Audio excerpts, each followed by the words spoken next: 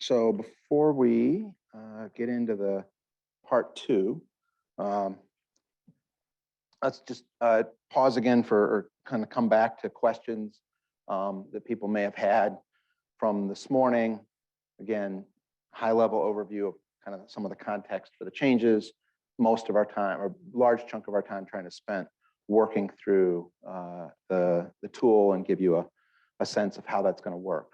Some good questions in terms of kind of just some of the mechanics about how we kind of do what we need to do to keep things lined up and reconcilable, but also not create infinite loops of bureaucracy with the challenges that closing has, right? Because it's always, I do a lot of multifamily work too, right? And every time it's like every closing with 2 weeks before closing, like everybody's like, it's not going to happen. It's over. It's never going to work. And then somehow it still, it magically comes together, but it's definitely a challenge.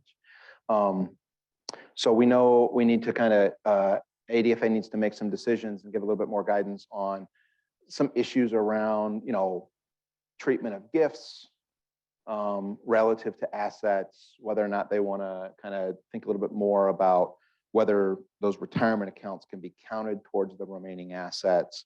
And then we had the question about just the timing of the kind of last minute adjustment, and can we do that potentially through a principal reduction offset versus reducing the ADDI loan face amount. So those are things that we've kind of got on our to-do parking lot list.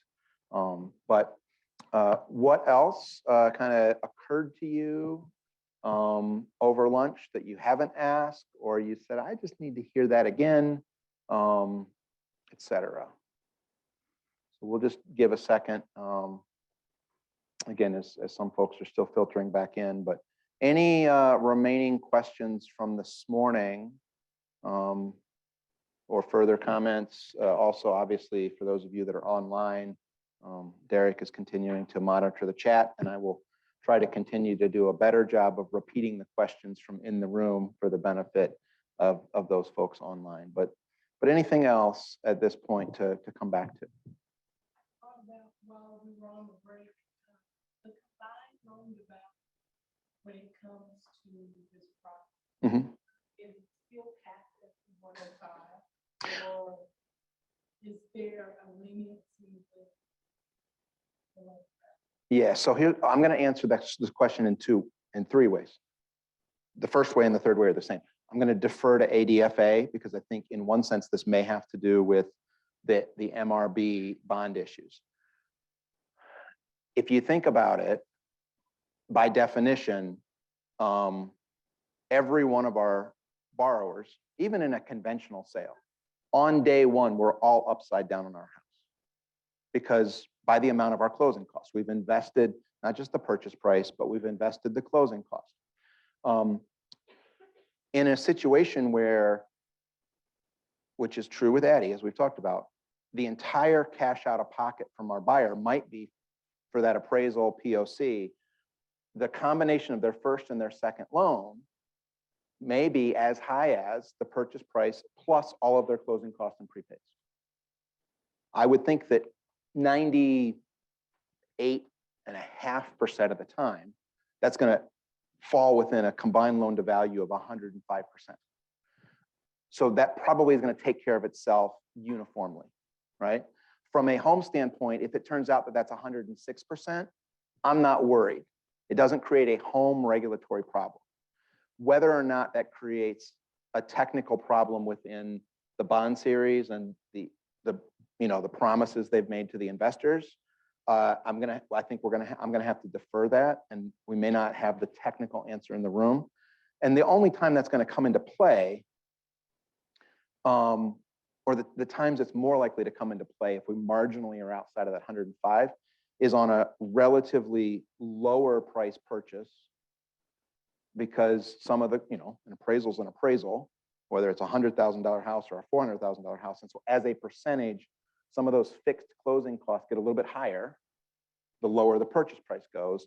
And there may be times where we're, mathematically outside of that 5%, but still the numbers looked at from a different perspective are entirely reasonable. So it doesn't create a home regulatory problem, but we'll need to be sure about whether or not that creates a problem on the MRB side of the underlying stuff. And so without putting you guys on the spot, do you have a sense of whether that's, is it just a normal thing that we've said, hey, CLTV no more than 105, or is that there's a regulatory or bond, thou shalt never adjust that? Okay. But so, I'm sorry, you would just follow the guidelines of the product, conventional, FHA, RD, Yeah. whatever their cap is for CLTV is what we're going to be going with. Yeah. And again, the other thing is kind of back to this morning. There will be times on the margins where in order to meet all of the requirements, like, hey, I got to keep you at 105. And so you got to be able to put 1,200 down instead of 500 down, not because the ADDI is making you do it, but because Fannie Mae is making you do it, right? And so again, I always encourage people, we don't want to, consumers left to their own devices are going, no matter how explicitly we tell them, they're going to be like, they're not going to hear not everybody gets 25. They're always going to be erring on the side of like, I think I'm getting, right? So I think it's always important to kind of not feed into that expectation of we're going to make sure you get in for $500 and not a penny more. Hey, it's at least 500. Most people may put a little bit more down. Probably most of our folks can, again, whether it's 5 or 7, not the end of the world, right? Like if you're really that if that $200 is what makes or breaks you, we're probably on the margins of whether or not we should have been, whether they're really ready for home ownership in the first place. So I think if we manage the expectations of, there will be times where for other reasons you have to put in a little bit more. Generally, I think it will mostly work itself out.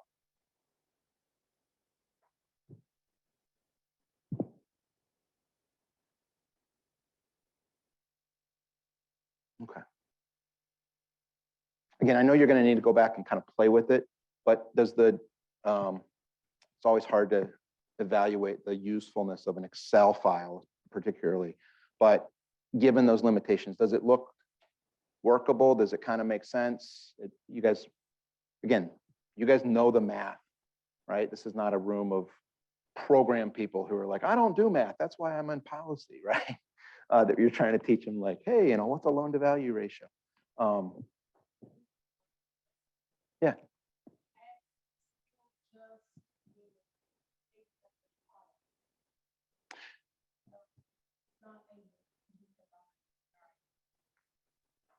Yeah, so the question, just for the benefit of those online, yes, ADDI, is ADDI tied specifically to the ADFA first mortgage? Yes, it is. So this is not a situation where you can come get ADDI funds to help them get a first mortgage loan that is not otherwise being purchased by ADDI. So this is tied to their product.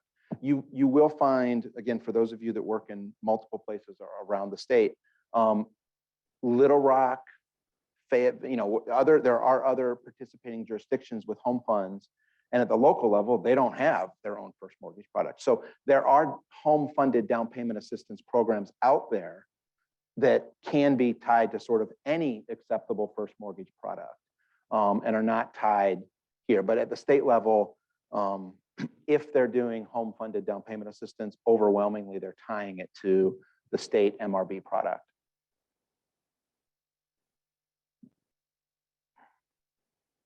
Yeah, the funny, both the beauty and the challenge of home is it's a block grant, right? We like block grants in this country. So there's 650 different participating jurisdictions around the country. They're all subject to the same general rules, but they all kind of have their own little flavor. And so often when I come in and train from the home, it's like, so these are the hard and fast things. This is what's normal, but your mileage may vary if you're working across different participating jurisdictions, because people get to, the local folks get to make their own decisions within those rules. Cool. All righty.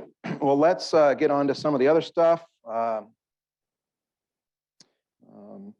this afternoon. So again, I hope everybody had a great lunch.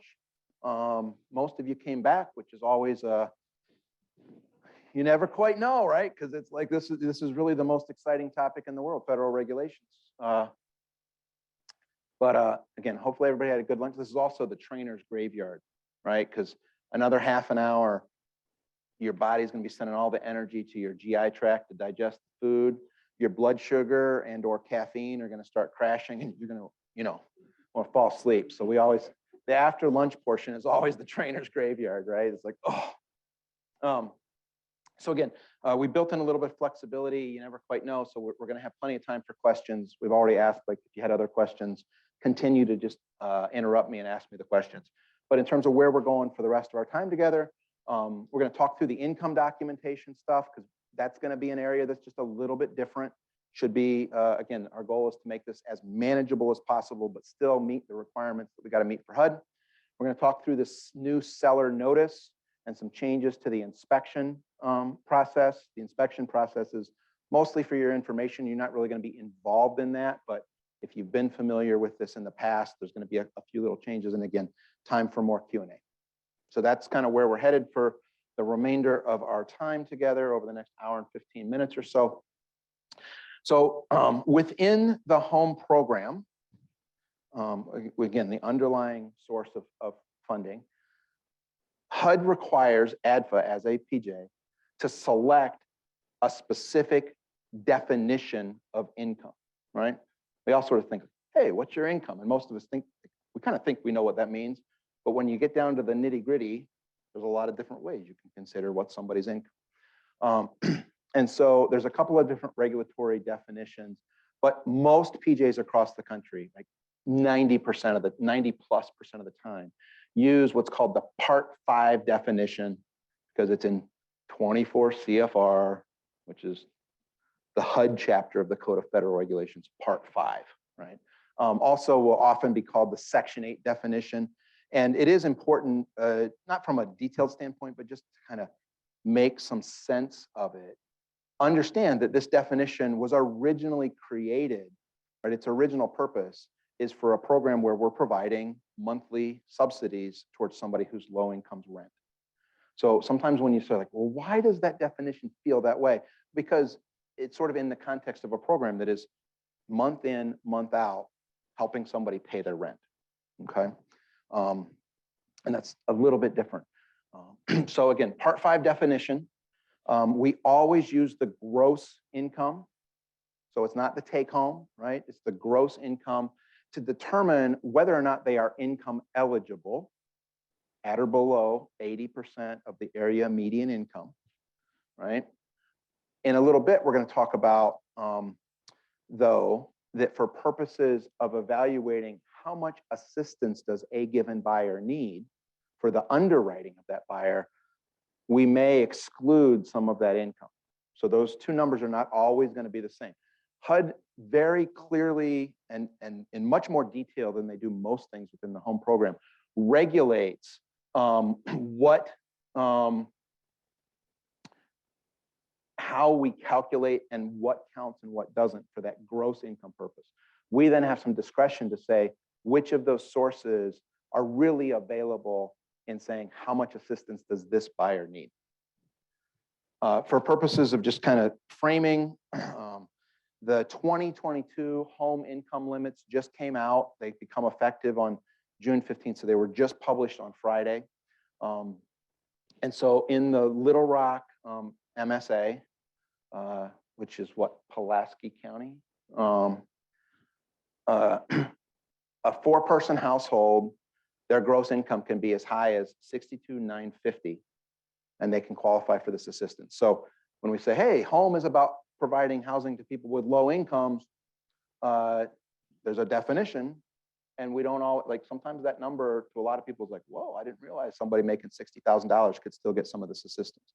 Obviously, somebody at 60 is not as likely to get the full 25 as somebody down at 40 or somebody down at 36. We're meeting people where they're at, but kind of how far we could go. So for the next, 22 days, we're still at the 2021 income limits, which I believe was like 50, don't quote me on this, but I think it was like 57.9 or something. So income limits across the country this year spiked on average about 10%. Interesting, right? Like, again, we're in a weird macroeconomic situation. So incomes are up in part because they're catching up from where for a lot of people they came down. Also, we all hear, like everybody's having trouble hiring and having to pay more. Unfortunately for all of us, everything costs us more too. But up to 62,950. The home regulation also sets some minimum documentation standards. And this is, we're going to end up, I think we're going to have some questions and a little bit of angst about some of this, but it is what it is. It's coming from home. Home says we must always examine at least 2 months of source documents. Okay. Again, the other thing is we're always looking forward, not back. So somebody's W-2 from last year, from a home regulatory purpose, has no meaning. I don't care how much money they made last year. I'm always looking about what do I expect them to receive in income. And it's not always earned, right? But total income received over the next 12 months. Somebody could have made $300,000 last year. If they lost their job, if they had an injury, are now on disability, and this and the other thing, then hey, they're not going to make $300,000. So we're always looking forward, right? I mean, you guys look forward to, but you got a bigger emphasis sometimes on the history.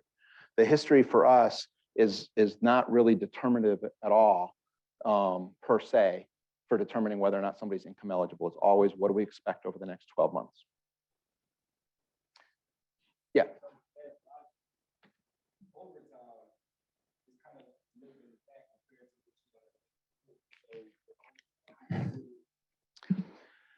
Yeah, and this is where I always tell people the income determination process is still, it's as much art as science. Because if we can reasonably expect, if it's more likely than not that this person's going to continue to have overtime, then yes, we should be counting it. The pay stubs don't always give us a good indication of that. And so there's a little bit of a real world disconnect between what HUD says is like, you must get 2 months of pay stub, at least 2 months of pay stubs. Does that really give me enough to make a full forward-looking projection? That may not be enough to really document why I'm doing it. So if I've got somebody that, hey, they regularly work overtime, their pay stubs are showing they're working overtime, their W-2 from last year suggests that they've been working overtime for a while, then yes, I'm absolutely still going to count that. So it's not like just the base, and it's not a guarantee, right? We're still making a good faith forward-looking projection. Things can always happen, right? Somebody can lose their job, a month from now. Somebody can get sick and not be able to work. I mean, none of this is a guarantee, but we are at least trying to make that forward-looking projection. Yeah. I was going to ask, in mind, like teachers just graduated and they got an offer, set an appointment letter. Yep. Can we use that since they don't have today? Yeah, and yes. And so let me kind of pause a couple of these questions because I think we've got a natural point we're going to get to them. So the question for the benefit online is, hey, I've got a teacher who, like, they just graduated, they've got a job offer letter, but they don't have pay stubs from the school district yet. Yes, we're going to be able to work around that, right? So it's not, there's more variation in the real world than HUD's regulation always anticipates, right? So, but what I'm going to say is, if I put on my sort of lender uniform, and imagine I'm you, right? Generically, hey, what do we do? Trust but verify. Like, somebody's gonna tell me, but I'm still gonna have, you're required to make reasonable efforts to document their income. And we are looking forward, because if I know that somebody doesn't work the job they worked last year, I'm gonna look at what's going on forward, because what's my primary objective? I wanna make sure they have at least enough income to make the payment, right? We're doing the same thing, right? We need to verify. We have to have documentation in government programs. If it's not documented, it doesn't exist, right? And I'm looking forward. So at a high level, our perspective is the same, but in the gray is where we're gonna sometimes find where your practices and what we need to do, there may be some subtle variations. So if I'm a lender, my primary focus is make sure there's at least enough income to make the payment. So if I've got a doubt, if it's like, maybe it's this or maybe it's that, on my own, I'm gonna sort of err on the low side, because if they really have a little bit more income, well, then the payment's that much more affordable. What's the harm, right? And so how might that be? Like, I might be more inclined to say, well, I don't know that you're gonna keep getting overtime. You know, I don't know that you're gonna get a Christmas bonus this year. I can't guarantee that. And so from a pure lending standpoint, I might be less apt to count those or err on the low side of those projections. I might not take into account that, hey, pretty likely you're going to get a, you know, you're going to hit your 2-year mark and get a raise, right? Because you're a teacher and we know that your salary is going to go up once you hit this 2-year mark or what have you. I'm often going to ignore, yeah, they got some miscellaneous.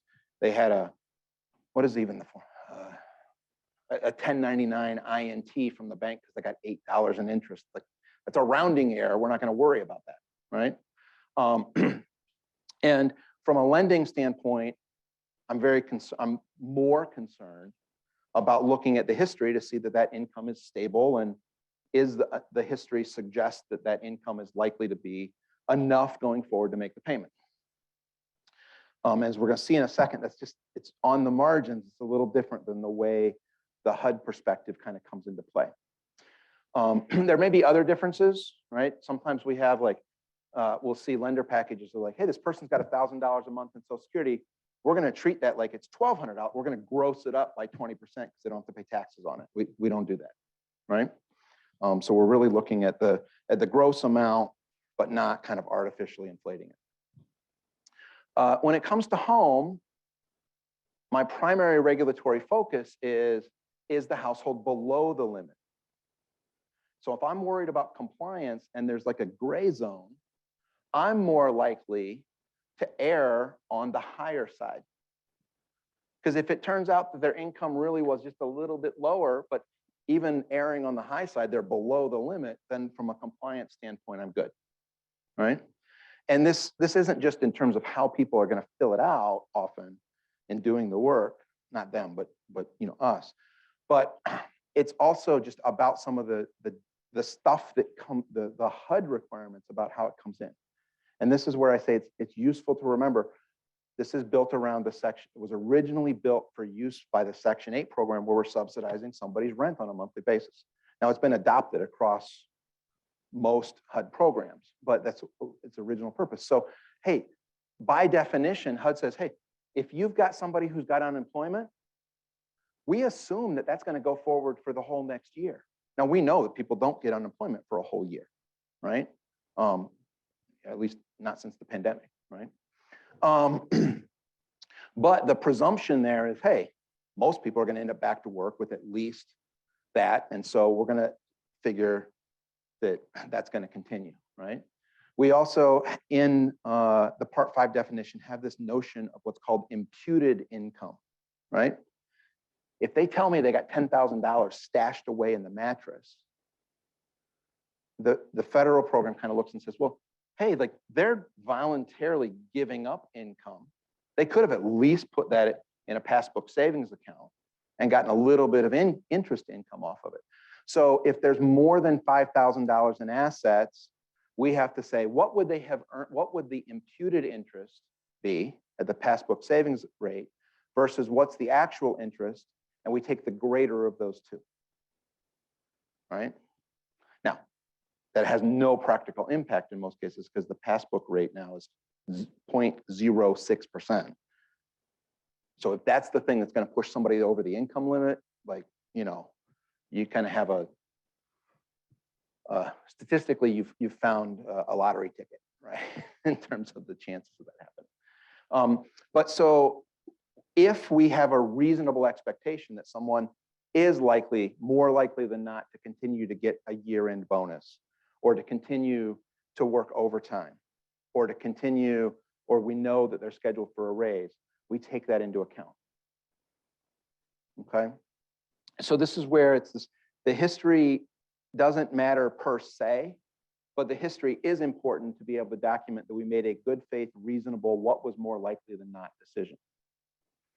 So there will still be times where, while the W-2 is not on its own enough or determinative, it gives us a piece of information that helps us make sure we're getting an appropriate documentation package. Now, we do, as we already noted, we've got two decisions that we have to make. How much income do they have? Are they eligible at the household level? How much income is really available to make the mortgage payment before we subsidize them? And so there we've got more flexibility. And what ADDFA has done is said, hey, for underwriting purposes and for determining how much assistance your household needs, one, I'm going to ignore the income of non-purchasing adults. So if my couple years from now, my kid's 21, he's living in the basement, he's not in school, he's got a part-time job, and my wife and I are buying a new house, we would ignore him, right? Because hopefully we're going to get him out of the basement here pretty soon. That's why I'm buying a new house. I'm going to buy one without a basement. Force him out. And so there, we're only getting for his income. If we think if he's staying in the household, his income counts for whether or not I'm income eligible, but his income is not available to make the mortgage payment. Same thing with my wife's grandmother. She lives with us because she needs to. From an actuarial standpoint, she's living on borrowed time, right? Yeah, I know. It's like sometimes I just say the quiet part out loud, right? My wife's grandmother actually is deceased, and it was when we went to the funeral, right? One of her friends since like the third grade, right? Like, was still alive, and I was driving her home because she's, at that point she was like 88 or something, shouldn't be driving. And she was hilarious, right? She was just so nice. She was like, yeah, Ruthie and I, like, there really weren't many of us left. She's like, I'm so old, I don't even buy green bananas anymore. Oh. Oh. You pick up these things after a while, right? I remember one more quick little joke, and then I'll move on. So like I'm one of these, I don't remember where I was. Like, a Hilton Garden Inn is a Hilton Garden Inn, no matter what town you're in, right? Which is why I stay at the Hilton Garden Inn. I know what I'm going to get. But one morning I'm down getting my breakfast, and there's somebody that kind of comes down. He's meeting a companion, and they're like, Walter, how you doing today? He's like, this pretty old gentleman. He's like, it's a good day. I woke up. It was pretty good perspective, right? I mean, I guess for all of us, it's a starting point. I woke up this morning. Some people didn't. So we've got some places where we say, hey, HUD tells us who counts and all the income that counts. That's whether or not they're below 80. How much mortgage do I expect them to make? I'm going to ignore that non-purchasing adult. Now, caveat, if I was a deadbeat in my early 20s and I was bad with my credit and my wife was responsible with her credit, we don't get to exclude me just to, right? So we got to balance that. We're not trying to throw somebody out just to qualify somebody for more assistance. So not to get around bad credit. And as we've talked about a couple of times, if I've got a source of income that we know for a fact is going to end, right? We could all lose our job. That's the reality of the world. So it's not like, hey, we're going to ignore everything. But if we've got a family where a parent had died, the kids are receiving Social Security benefits until they turn 18, and that kid is 16 years old, not going to sign them up for a mortgage based on that continuing. Child support, alimony, those sorts of things. So we'll ignore that. We're also going to ignore the imputed income. We have to count it for are they eligible, but we're going to just ignore that for purposes of underwriting. So those of you in the room have this in hard copy. It's the other part of your package. And those of you on the line should have been able to download this from wherever Isaac told you to go download it this morning.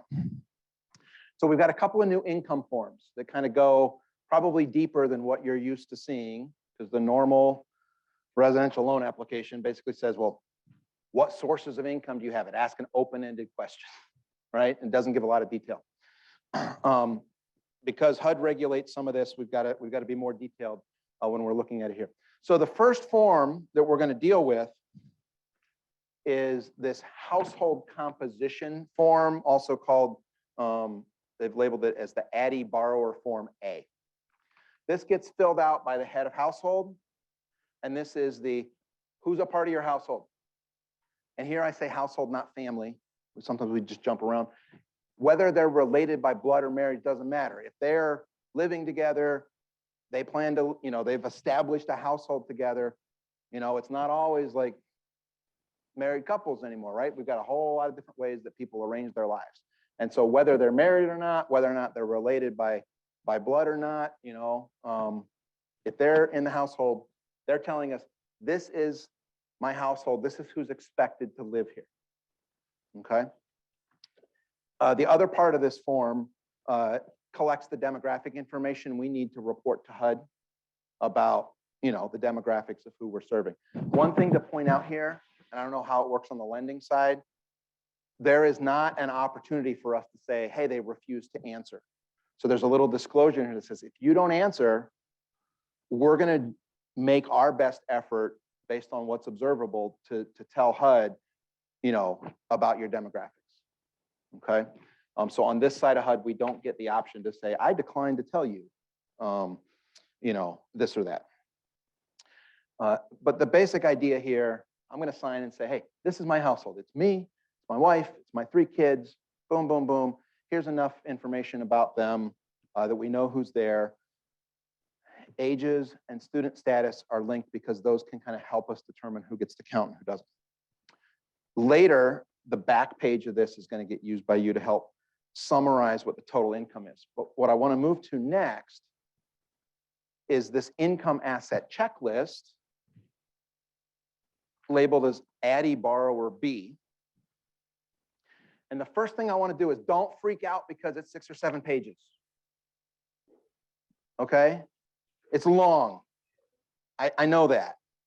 The reason that it's long is in fact an effort to make it easier, as well as avoid having to determine later, is this a good faith oversight or is this fraud? If I just walk up to a person on the street and say, what's your income, Trent? First of all, he's going to say, get out of my face, right? None of your business. Who are you? But if I said, tell me about your income, right? A lot of people, particularly lower income folks, have sources of income that they don't think of as income. What do our minds do? Like our minds go to well, how much do I earn? What's my job? Right? And that's where people are, sometimes if we ask the open-ended question, that's what they're going to tell us. But here we have a very specific set of definitions from HUD about what counts and what doesn't. Under the Part 5 definition, it's a very expansive definition. For the most part, anything that is a recurring contribution to the household is income. Whether or not it's taxable is irrelevant. So if I tell you that my father-in-law slips me $200 every month to help with the groceries, that's income. They're not going to tell you that normally when they're sitting across the table from you applying for a loan. They're going to tell you about their job, right? A lot of people, again, I'm going to presume that most people, most of the time, are trying to do the right thing. They're not trying to lie, take advantage, right? Like we're not going to make stuff up like you might see on some of these crazy news shows of everybody's out to do whatever. But there's a lot of people that oh, I didn't know I was supposed to tell you I drive for Uber, deliver for DoorDash, go shopping for other people with Shipt, right? Hey, I do Mary Kay, right? Whatever. So the point of this being long and detailed is that you don't have to be a mind reader. You don't have to do this as a forensic interview. Each adult in the household fills this out. And yes, there's a lot of questions, but in reality, most people, most of the time, will only ever check yes to maybe 2 or 3 sources of income and 2 or 3 assets. But there's a very specific definition of what's income and what's assets. So like, how often in your career are you going to come across somebody, for example, who receives income from Indian trust land, right? But it's on the list because HUD says that counts as income. So we asked the question, instead of relying on you to have like known every little thing to ask them. Yes, it's longer and intimidating for some people because it's like, oh, it's another big form. But once they go through, the idea here is it's tedious but not difficult. And there's not a lot of room for gray area. They get to answer yes or no. Where they answer yes, other than the very first one about student status, right, means I need source documentation to back that up. Nobody's gonna, again, if they go through and they say yes to like 12 different sources of income, they weren't income eligible in the first place. So most people are gonna say, yep, oh yeah, I've got a job, and oh, I've got some Social Security, and they're gonna say no to everything else, and that's fine, okay?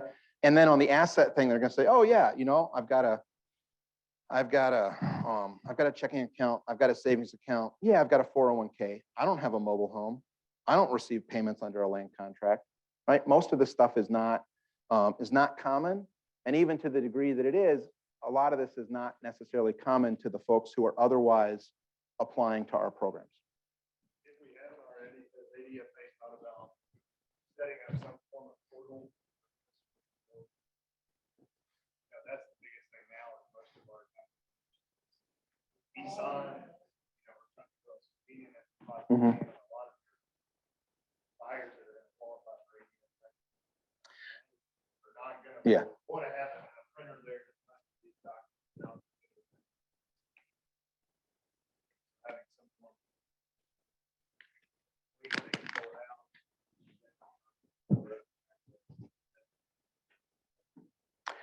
Yeah, no, so I don't, Isaac has stepped out of the room, I believe, or he's like laying on the floor, which would just be weird. So I don't know the answer to that. I don't know how their tech is set up.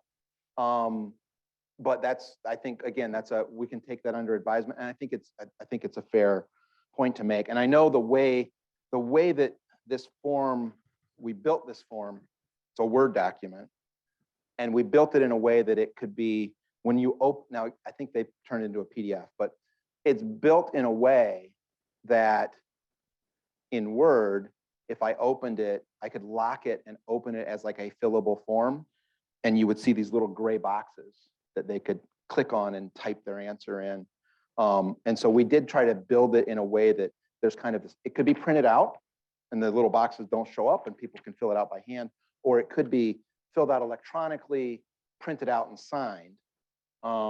But whether or not there's an e-signature option, I think we'll just have to kind of add that as a like, hey, this would be a nice enhancement if we could work through how to do that tech-wise.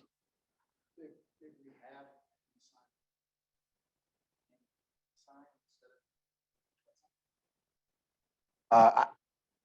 From a home standpoint, the federal government recognizes e-signatures, right?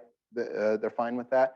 I don't know what the answers, again, from a bank lending and or potential bond stuff is, but if they're otherwise accepting e-signatures on other pieces of the package, then I would assume this would be fine, but I don't know the answer. Denise, do you guys accept e-signed documents? Yeah.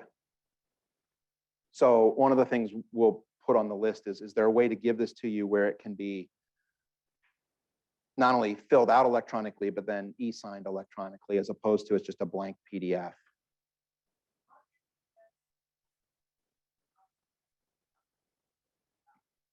Right.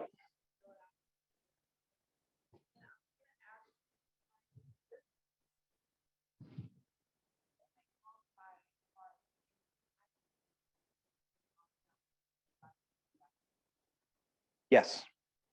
So again, it's sort of, we're looking at, so the question for those of you online, the observation was, I may have somebody who, for purposes of what I can underwrite to, looks like they're below the income limit, But if I have to follow the HUD definition, they're above the income limit. And yes, that's kind of what it is. And even in our program design for from ADFA standpoint, we must look at it under the HUD definition for are they eligible? The discretion we have is to say like, hey, sometimes the way that this definition counts things maybe is is not appropriate for saying, is this how much payment we're going to set them up for? So we've got the ability to, we've got some discretion down here, but we don't have discretion about, hey, I can't underwrite to you can't underwrite your payment to, yeah, my father-in-law gives me $250 every month. But if they've told us and we know about it and the bank records show, yeah, every month there's the damn deposit, then that has to be counted and they're not eligible because they're not low income. So I never get to the filter of how much can they afford to make a payment on.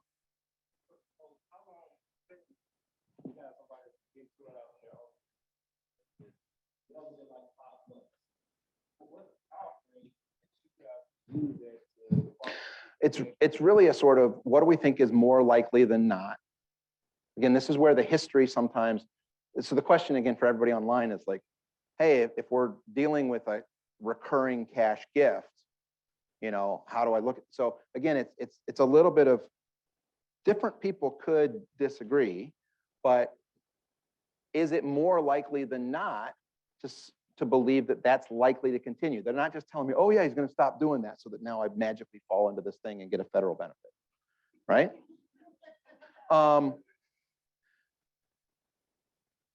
And I don't want to discount, like, because these are important questions, right? But at the same time, what I'm going to tell you is in the real world, what I find when we're working with people and we're doing file reviews and things like that is that the overwhelming percentage of the time, it is clear that their income, like we're quibbling over, is their income 36 or 36,850, right? But the limit was 62. So the eligibility question, like if I err on the side of, yeah, let's just go with the higher number and they're still clearly below and meaningfully below, I'm pretty comfortable they're income eligible. And now I've got a mechanism here, we're going to see in a second, to be able to say to ADFA, hey, these are the things that I took away from the HUD definition of income to figure out how much we're going to underwrite to. So I think that in practice, what we're going to find is that it's going to be rare that we've got this like, hey, we've got this small issue and that's the thing that knocks them out. I don't think it's that rare. Get around the maximum amount.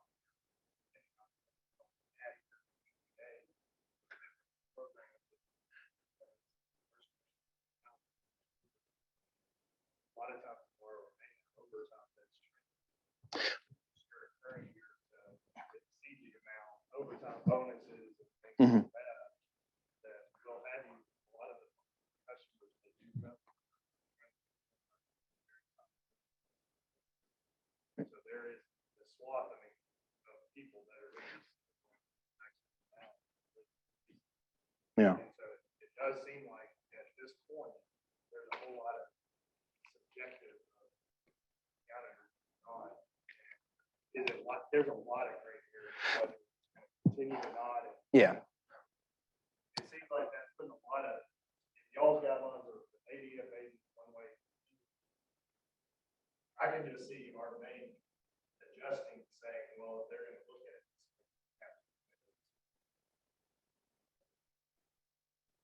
Yeah. Well, let me just come back to that. Let me get through the next slide. And again, we're going to people find a way to make this work, right? We can make this work. And ADFA is not in a position to dictate to your sort of safety and soundness and compliance people. Like when you make your loan decision on the first and underwrite it, that you guys follow your own policies. But you're still going to have this, hey, we've got our policies, HUD has its policies, ADFA has its policies. In order for this person to qualify, I got to get them through every one of those filters. If there will be times where filter A and filter B work, filter C doesn't. And that's unfortunately, no matter where we draw a line, there's always going to be somebody who's marginally on one side or the other. Now, ADDFA does have, this is not the only DPA product. So, they're trying to make sure they've got a range of different options. Some people qualify for some and not others. Some people may conceptually qualify for all. There's some of that going on. But let me come back to this overtime thing in a minute, because I've got a slide that starts to address that. So on both of these forms, the last page is kind of for your use and for ADDFA's use only, so the buyer doesn't fill it out. And what we've done is this is kind of where you summarize what's going on. So for those of us that are more visual, when you kind of think about what's the paperwork package look like, we have the household composition form. This is where, as the head of household, I swear, this is who makes up my household. Everybody that's an adult fills out the income asset checklist. Every time they say, yes, I have this source of income, we need to make sure we have documentation of that. Once I've collected all of that, it rolls back up the other way. So for me, I said, hey, I've got this side job and I've got my regular job, right? So we're going to document that. We're going to roll back up and say, what's Steve's income? For my wife, she's got her job. She doesn't have a side job. And so we roll that up. And so that becomes, that's the last page of the income asset checklist, where you kind of summarize and say, for Steve, these were the sources. This was the documentation that I have in the file, right? So this becomes the sort of summary page that says, Steve told me he's got a job here. I looked at 4 pay stubs. Here's how I did the calculation. Here's how I projected the number. He told me he's got this side job. Here I looked at 6 months of history because it's sporadic. And here's how I came up with the projection. Here's the asset that's in Steve's name. Here's the asset that's in my wife's name is Jen, and Jen's name, what have you, right? And so for me, you've got a sheet that says, here's the projection of what Steve's income is. That feeds back to the last page of the household composition form that says, what is the individual component to get to the total household number?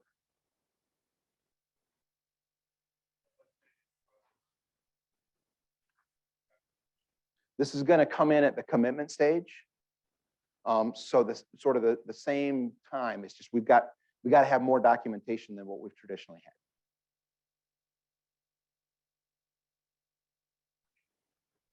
had. Now, let me go back to this. So again, remember, gross amount matters. A lot of times people are like, well, I only get 800 from Social Security because that's what they see in the check each month. No, you're getting 1,000. And they're taking 200 out for Medicare, right?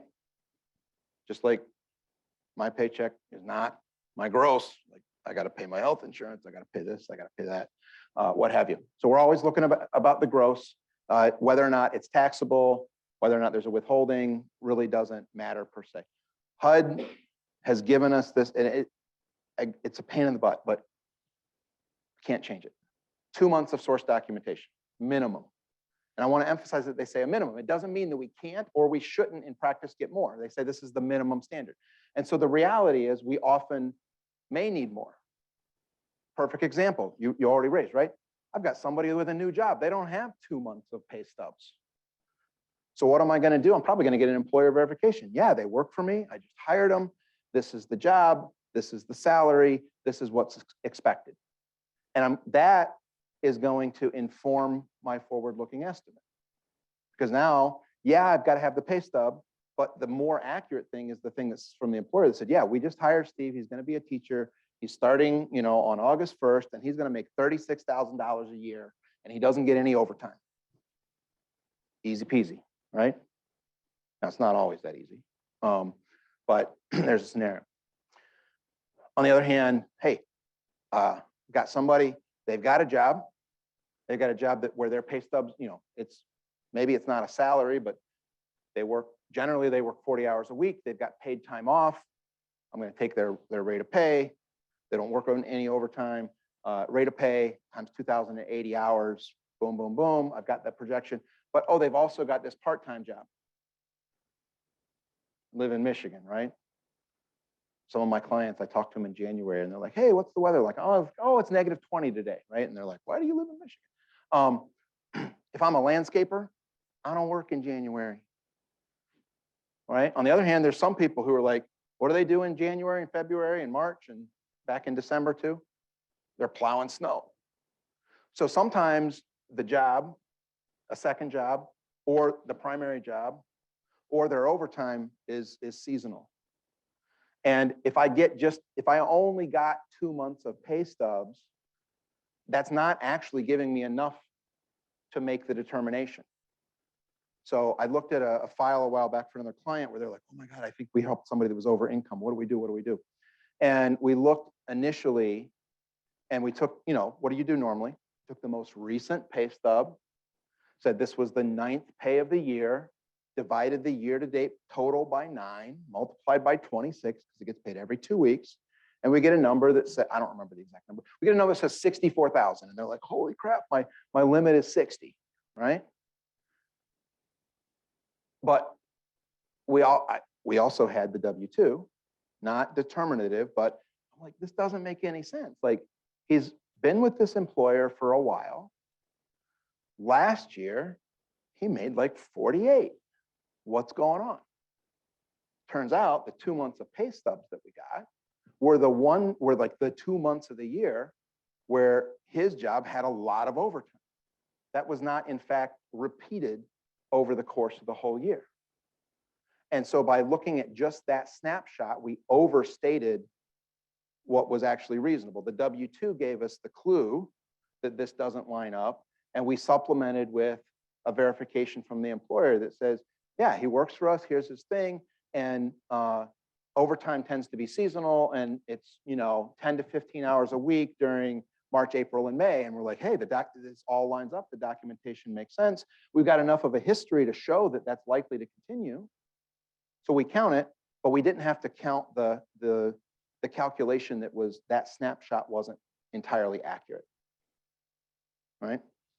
So there will be times where, and I think this tell me if I'm wrong, because again, I'm not actually a loan officer, but there are times in your normal thing where like, hey, we normally get a couple months of pay stubs and this isn't adding up to what they're telling me. I need to like flesh out the documentation to be able to explain to my internal underwriter, why do I think they have this much income when looking just at this one thing in isolation doesn't look like they've got it. We've just got to do the same thing, right? And frankly, in many cases, that verification from the employer may in fact be the best thing to use to make that projection. HUD doesn't say we can't use that. They just say we can't use that without having also gotten the pay stubs. So we always have to have the source documentation. It doesn't mean it's the only thing we're allowed to look at. It doesn't mean that we can't get more. And I do think this was one of the areas when we talked yesterday, because I came into town Sunday night and met with ADFA yesterday. And so we said, hey, this is an area we do think there will be a fair number of questions. And this is also an area where I think that what we anticipate is as we get real world examples coming in from you, we can use that to kind of build some FAQs and some more guidance to say, hey, let's all be on the same page. Here's this situation. This one was such an oddball. We don't have to tell everybody about it. We just adjudicated it, right? And here, hey, this comes up time and again. So here's how we're looking at that, right? So that we're all on the same page. We're not trying to, again, there is a little bit of an art to it because none of us can, if we could absolutely predict the future, I would be in a whole different business, right? What was, like, remember, was it Back to the Future 2 or whatever, when Biff came home with the like, how can I know the outcome to every sporting event? I could go make my money in Vegas and retire to Fiji. But it is this, hey, what's more likely than not? Does the documentation support that? Did we act in good faith? ADFA is going to take the same perspective, and we just need to show in the file that we did that. If HUD comes in, they're going to check to see, do we have the documentation? Is this rational? Or did we clearly abuse the numbers and just ignore, yeah, I don't know that they're going to continue to work that job. It's a part-time second job. Well, they've been working it for the last 5 years, or what have you. And there's no reason to believe that they've stopped. So there will be times where we're going to work through this as we go. We can't necessarily, give you in advance every possible scenario, because then you'd be like, why'd you give me an 80-page document on income? But there are resources to say, hey, I've got something that just feels a little outside the norm here. Call Isaac, call Denise, call your rep, however the relationships work. And they can sort of say, hey, let's make sure we're all on the same page. They can consult with us, et cetera, and we'll work through this as we go. But it's still the same perspective. You want to make sure there's enough income to support the payment. You're projecting forward. We're trying to make the same thing, but for eligibility purposes, we have to kind of look at it through the HUD lens sometimes in a way that doesn't feel as natural to us. Yeah.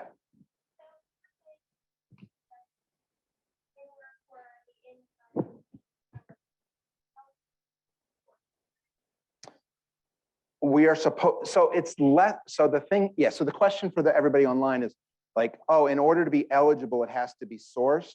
If they tell me they have a source of income, I need the documentation. It's not that I'm going to say, if you don't have the documentation, I won't count it.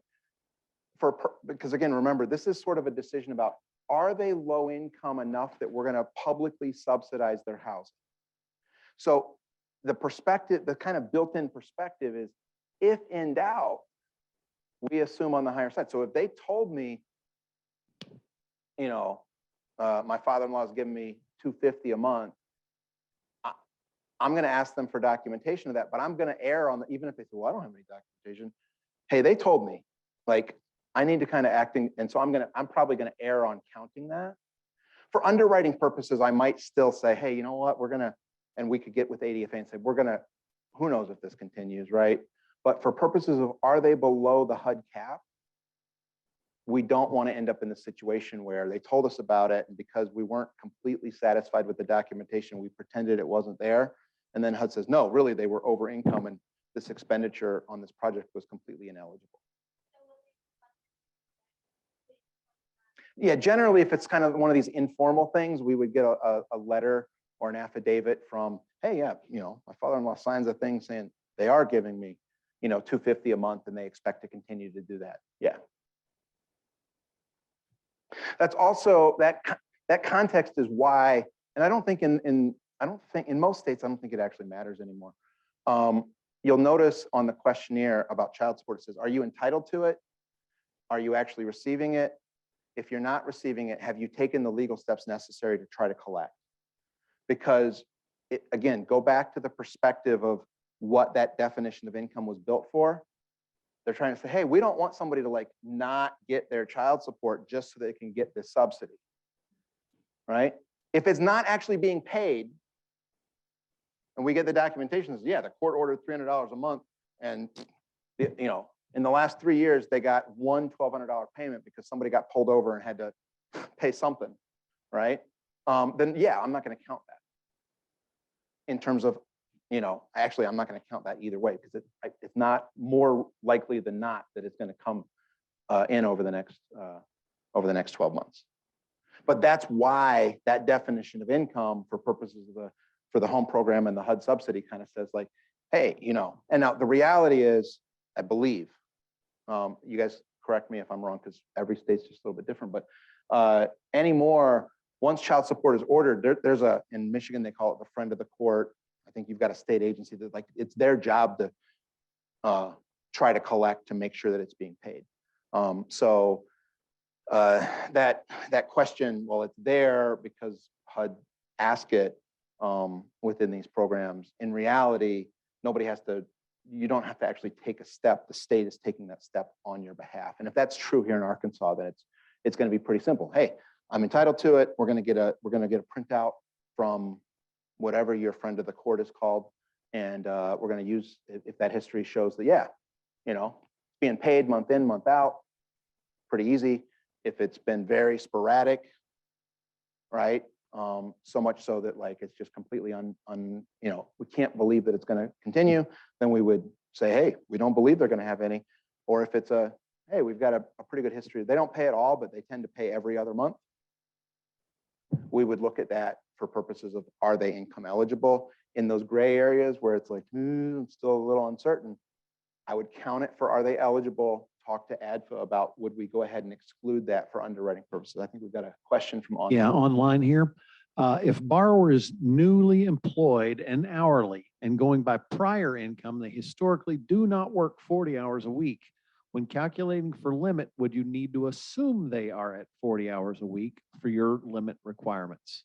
If they just got a new job, I'm going to go get a verification of employment in addition to the pay stubs, because part of the reason they probably got a new job is like, hey, I wanted to make more money than my last job. So I'm not going to, like, what I used to make at Target doesn't matter now that I got a job at the bank, right? It's not, I have to make a forward-looking projection. I'm so new at the bank that I don't have 2 months of pay stubs, right? I'm going to get the pay stubs I do have available, and I'm going to have the employer fill out a thing that says, yeah, Steve started working here. His job is 35 hours a week. He doesn't get overtime. You know, we make sure nobody gets overtime, blah, blah, blah, blah, blah. And this is the rate of pay. And that's what I'm going to use. So again, it's this, there are times where HUD, you have to have 2 months of source documents. That we'll do that because we got to check the right box. But those source documents really don't inform the reality of what's going on. So in that instance, we're still going to say, hey, the new employer says we're gonna employ him full time. He's going to make this. Yeah, our average, you know, he's a, I don't know, UPS driver. Our average driver, you know, gets 40 hours a week and 6 hours of overtime.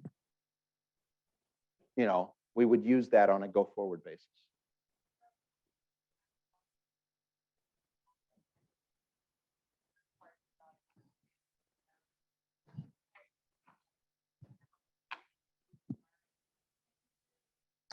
So here, yeah, so here's the thing about students. So first of all, students who are minors, not an issue, right?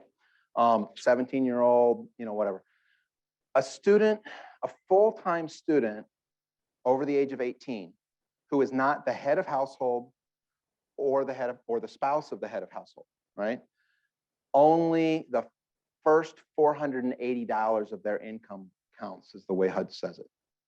Kind of a weird thing. It's just, who knows? Like they wrote some of this stuff decades ago. And so there are times where, again, that like I've got a 21-year-old kid living at home with me. If he's not a student, his full earned income counts. If he is a full-time student and I can verify that he's a full-time student, then I'm only going to count $480 of his income. And we would need evidence that he was a full-time that he was a full-time student, and whether that's the transcript or whether that's a thing back from the enrollment office that says, yeah, Matthew's enrolled on a full-time basis, which, you know, for our purposes is, you know, 12 hours per quarter or what have you. Yeah.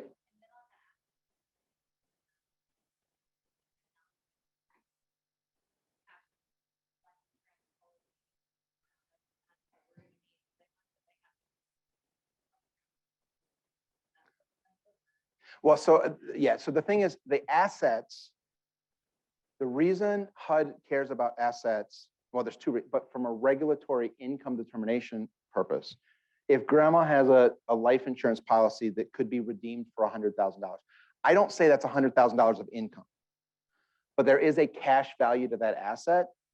And so even though she's not, that's where the imputed asset comes in. So that $100,000 cash surrender value at 0.06% could have produced, is that $60 a year in income? If you cashed it out and put it in a savings account. So for HUD's purposes, I would say, hey, there's $60 of income there, even though it's not really there. If that's the $60 that pushes them over, you've got a statistical anomaly. But because grandma's not a buyer, we're not going to count that, right? We're not going to say cash out your life insurance or cash out your 401k. Right. Right. So if we have a non-purchasing adult, we have to count everything for HUD purposes, but for saying, what are the buyer's assets? What's the buyer's ability to make the payment? Now there will be times where you've got grandma, mom, her daughter, and her daughter's kids that have a household and are buying the house together. And if they're intending to take title together, we would include both of their incomes, right? Like mom's in her 60s, daughter's in her late 30s. They're buying a house together. That's fine. So it's not always that if they're not married, we separate them out. But if they come and are like, and it's clear that it's not a, hey, I'm just going to try to pretend their income's not there, and they're clearly buying the house together, then we would count both of them. But my 90-year-old grandmother's living with me. I think that's a clear case where we're not going to expect that she's there to make the mortgage payment. And we're not going to expect her assets to be used towards the purchase then either. Back here, online. We need a clarification. That's $480 a year? Yes. All right. And question number 2, which we're going to bounce back a little bit here, says, so the 30% housing DTI is only bank qualifying income or bonuses, overtime less than 3 years, child support less than 3 years, et cetera, that we might not be able to be used to qualify the customer count towards the 30% ratio. When we're doing the ratios, we're using the underwritten income, not the gross HUD definition of income.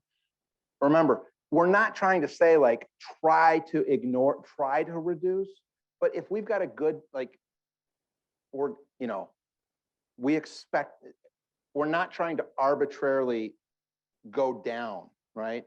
Like, hey, we're just going to ignore income entirely so that we get them a lower payment or overtime. If they have a history of working overtime and that's documentable, you already will underwrite to that. Not if they're like, I'm working 30 hours of overtime a week. We know that's not sustainable, right? But if their job, like you got a UPS driver who, yeah, like the nature of that job is they regularly have a certain amount of predictable overtime. Yeah, and maybe in a given period, turns out that it's 10 hours a week instead of 8, right?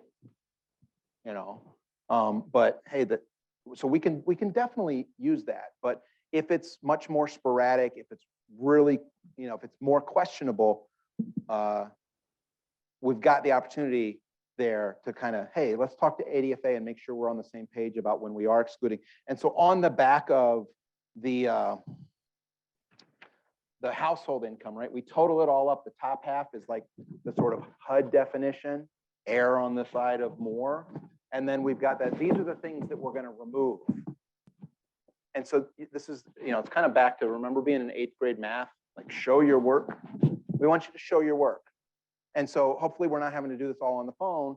Hey, I took out this, and we've got a kind of little example. I took out Samantha Brown's child support because her daughter is 14 months away from being 18, right? And so if you've got something where you think like, yeah, we're counting it, but I'm really questionable about whether we should set this person up for a payment based on this, this is where you kind of show, this is where and why we took it out. We've built in some things that we expect, but there's, if you've got a situation where you think in good faith, we shouldn't be setting this person up for a payment based on this piece of the income, this is a perfect opportunity to say, hey, let's call ADFA and make sure we're on the same page.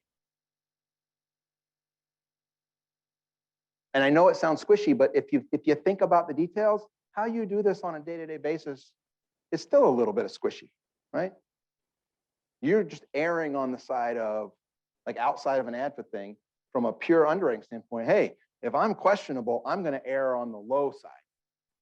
You're still, there's situations where it's like, I could look at this a couple of different ways, right? I don't know that there's no one definitive, what's the best the exact right answer because it's a future projection. What's a good faith? More likely than not.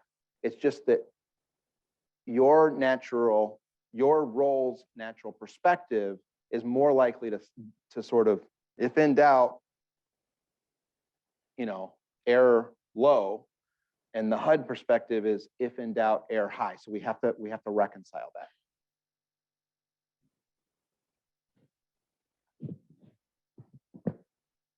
Okay.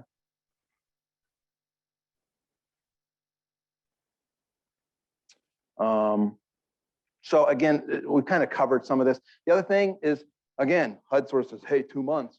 How do you get 2 months of documentation for Social Security? They don't give you anything that's like a pay stub, right? They send, at least with normal security, there's a once a year letter. So what am I going to do? I'm going to get that letter, but I'm also getting their bank statements so I can show that, hey, the bank statement shows every month there's $1,100 coming in.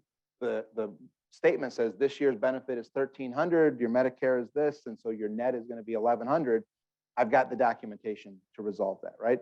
Some sources of assets in particular, right? There's some accounts that they don't send you a monthly account statement. They only send it quarterly. Well, a quarterly statement covers 3 months, so we've got at least 2. When we're looking at those pay stubs and that, again, we're not asking you to don't assume that everybody's lying to us or people are trying to whatever, but also look at what you have, right? If there's a bunch of deposits that don't line up to what they told us about their income, we should be asking some more questions. Because again, sometimes people just even we've tried to, it's not the most PC way to say it, right?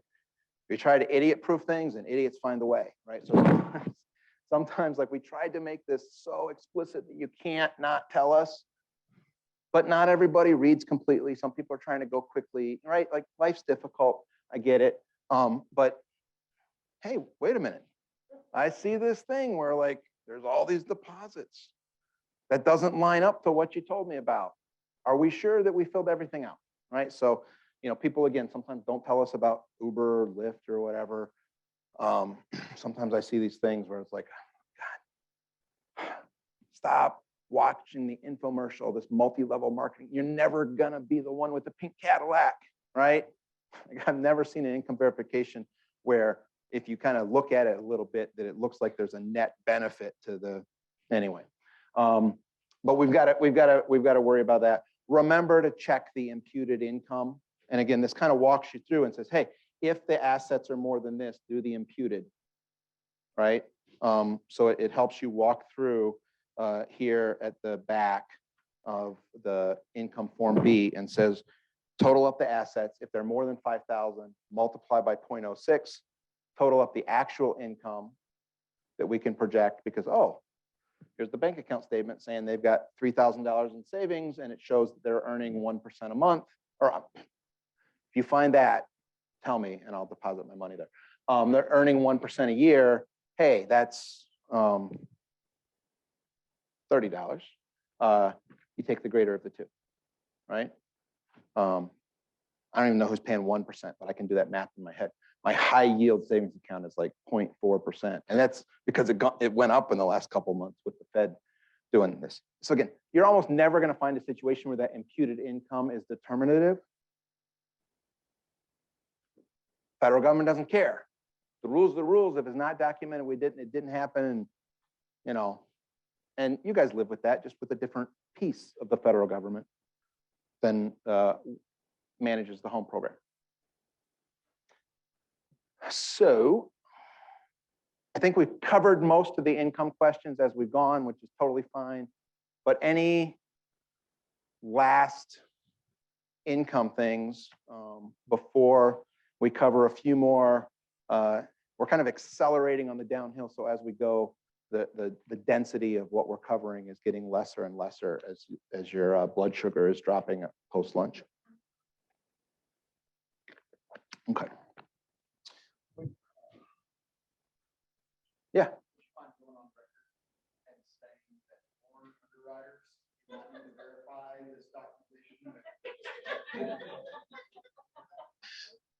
You have to assemble it, right? Here's what I'm going to say. This is like a homework assignment. You have to assemble it. You have to put it together. You have to do your determination. Now, how in your bank you determine, does the loan officer do this or does the underwriter do this? Like, not my business, right? It's going to get submitted to ADFA. They need to be able to review and check your work and say, yeah, this lines up. So don't send this in blank and say, well, we're going to let ADFA figure out what their income is, right? No, no. Yeah.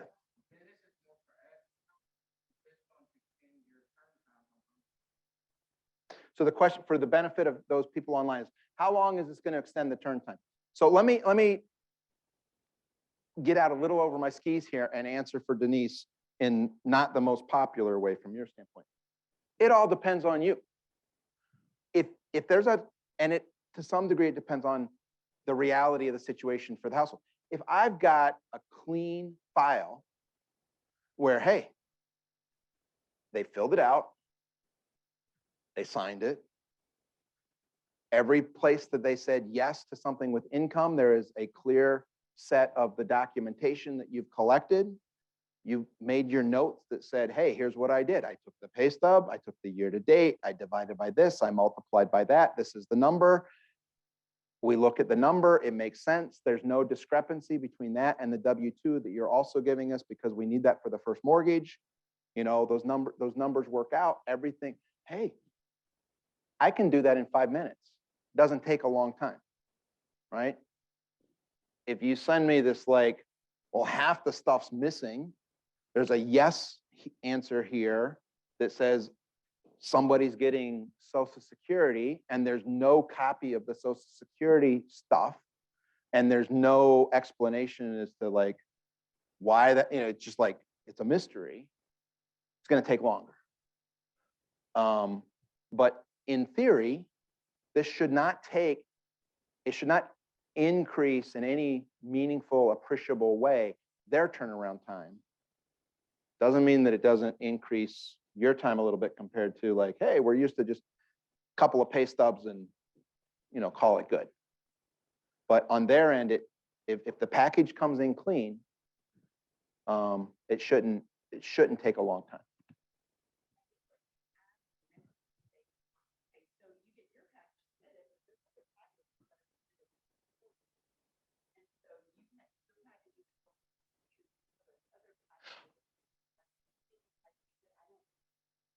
Oh, well, so my understanding, and Isaac will tell us, is that in terms of your overall submissions, they come in the order they come in, they get handled in the order that they have come in. And typically you guys are turning a package within 1 to 2 business days. Right. Currently it's 24 hours. And just kind of like a refresher, on the past, the way we were reviewing these files, it was like you submit your package and it's like, okay, what does ADFA need now, right? It was a back and forth and what was needed. Right now, we're giving you everything up front. So when you come and say, well, what does ADFA is going to ask for? You have it right in front of you. So that's what Steve was saying. Now you know what we're going to be verifying based on what the borrower answered. And if you submit a clean file, which is everything that you check and it was checked by the borrower and you have everything presented, I mean, we have a 24-hour turnaround. And remember, we send the daily rate sheet every day and right on the bottom says ADFA file submissions we're working on is dated on.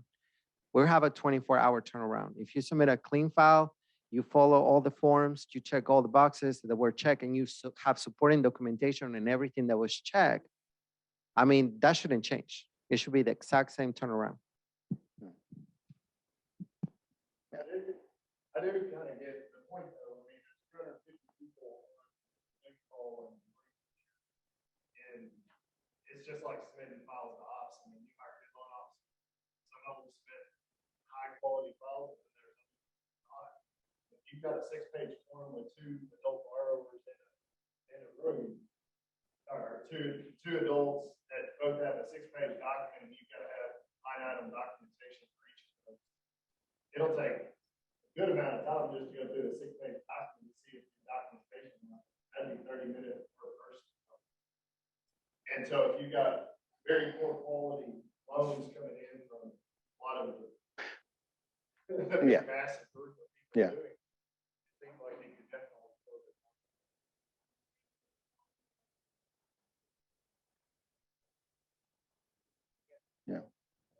files are not complete. The underwriters used to take the time to basically go over everything and just kind of check box. If they're reviewing the file and they're already noticing the first couple pages that it's not complete, it just go back to the lender.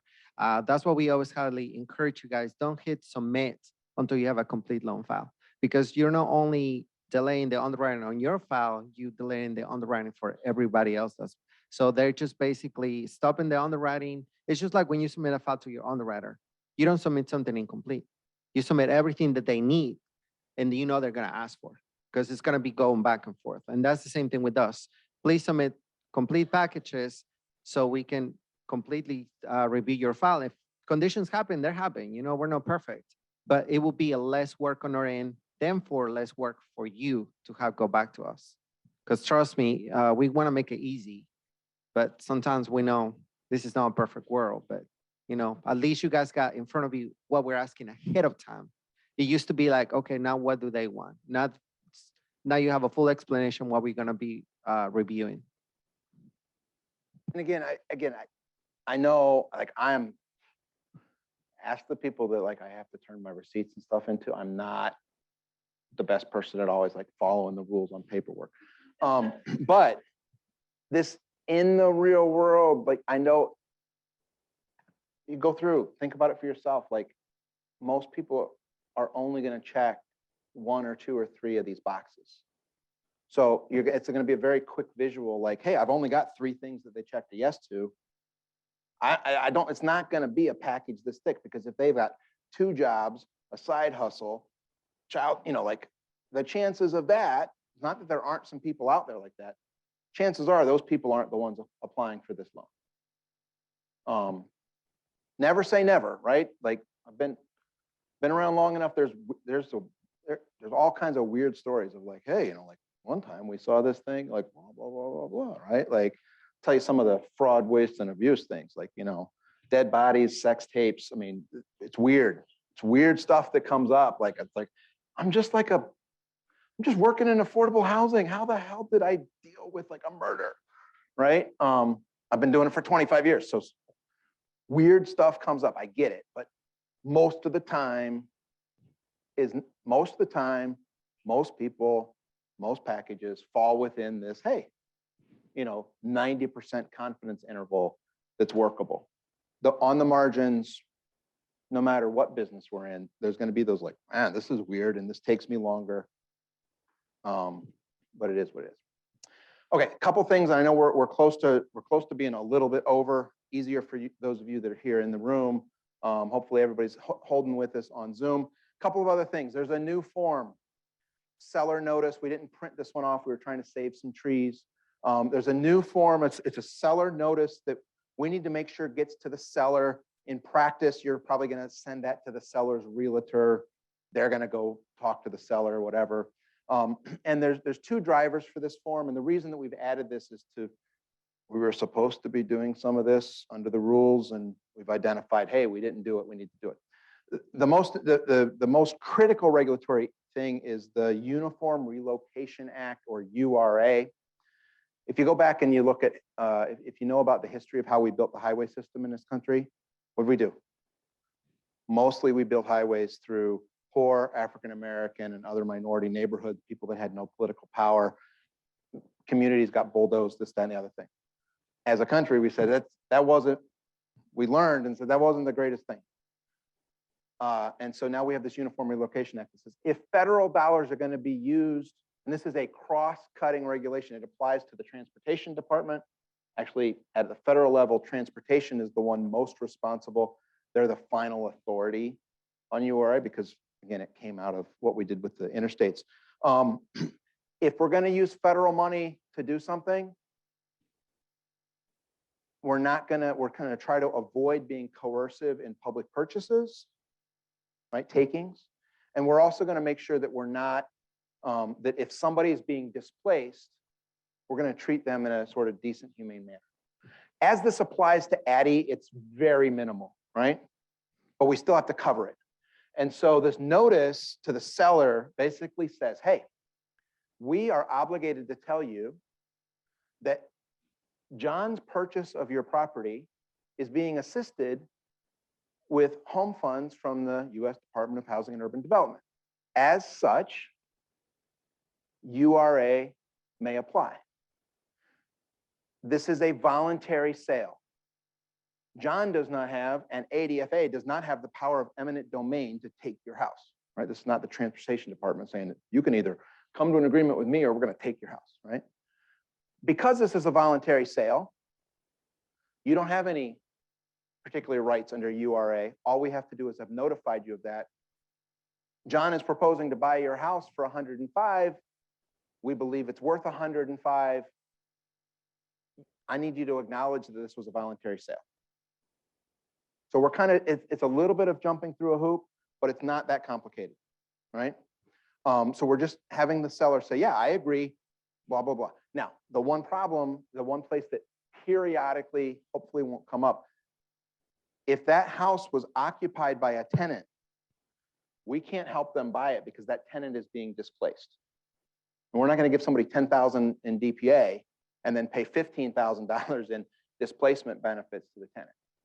If the tenant is buying the house from their landlord, doesn't matter that, you know, if they're going to, but we don't want, so we're going to need the seller overwhelmingly, we assume, believe, most of your purchases are somebody buying from the prior owner occupant.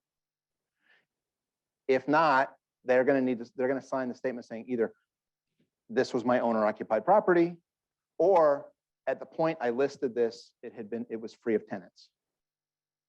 Okay? Only if the tenant is buying it. So if I'm the current tenant,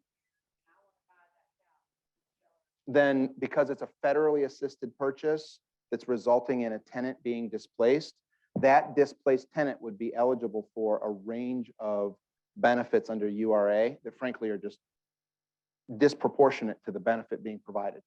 So what ADFA has said from a policy standpoint is we're not going to use federal funds to assist the purchase that results in a tenant losing their house.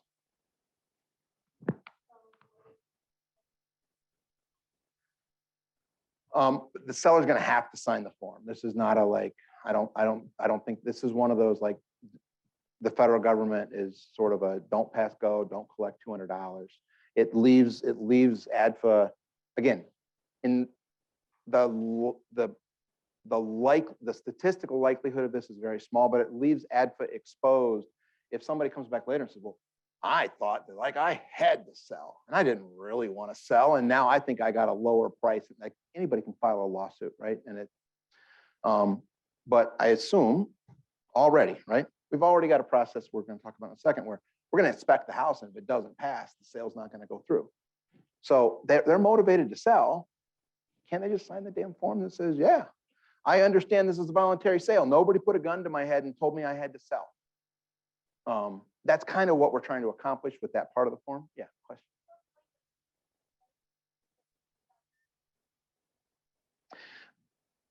This should come into ADFA with their commitment. So as soon as we know that there's a purchase agreement, in a perfect world, what HUD would prefer, if somebody had come to me ahead of time, I would send them out with that blank form so they could incorporate it into their purchase agreement from the beginning. If I was kind of, yeah, it looks like you're pre-qualified, we're going to help you get an ADDI loan, now go shopping.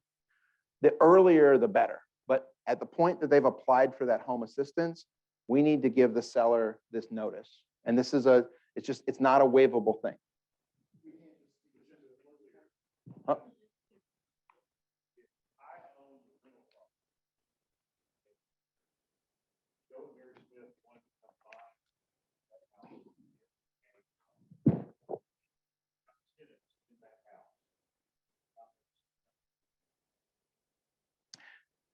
Yes. Yeah.